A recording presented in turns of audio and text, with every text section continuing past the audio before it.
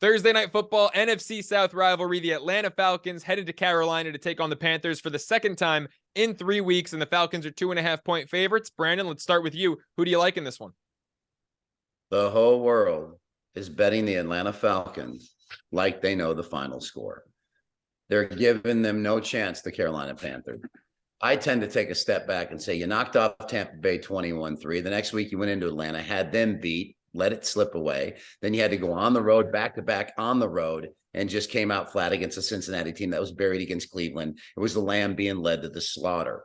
Now you come back, you're coming back home where you've been competitive in every single game this year with exception to the Niners, and you're getting 2.5 against an Atlanta team that I get it, you've been productive, but if you can't beat Tom Brady, you're not going to be – if you can beat Tom Brady, you're going to beat Marcus Mariota. Their passing game is struggling right now.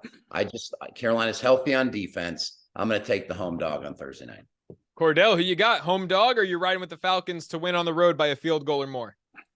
I'm going with the Falcons. The Falcons is a much more healthier team than the Tampa Bay Buccaneers.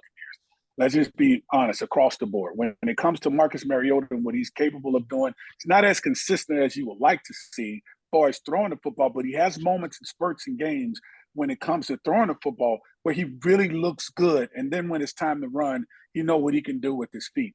I just think overall, even though within this division, when it comes to the NFC South, it's one of the toughest and the most lopsided divisions in all of football because when they play outside of the division, they play extremely good football, but within it, it end up being lopsided wins or things that you see happen. I'm still going to go with the Falcons, even though they won 3 out of the last 5 and they've only covered 2 of those 3 that they've actually won out of 5.